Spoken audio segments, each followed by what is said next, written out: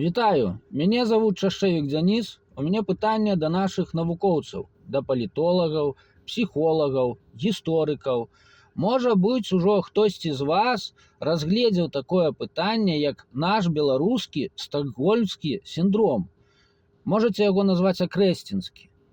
Калі у нас былыя менты і былыя чыноўнікі, да іх адносіны лепей, чым да палітвязняў, да тых, хто змагаўся супраць рэжыму. Як так атрымалася, што на палітвязняў мы збіраем зборы, мы арганізоўваем марафоны, яны атрымоўваюць разавую дапамогу, а былыя менты і былыя чыноўнікі усе гэтыя амаль 5 гадоў сядзяць на зарплаце.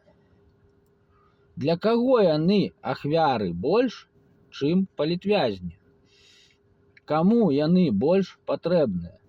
Чаму іх дапускаюць да вельмі важнай інфармацыі?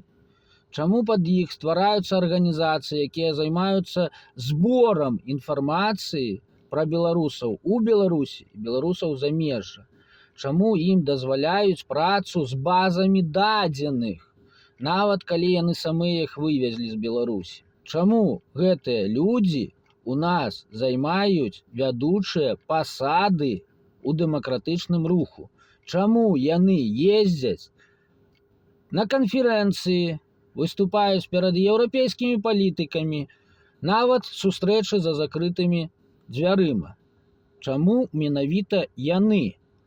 Ну і яшчэ одно пытанне да нашых эканамістаў.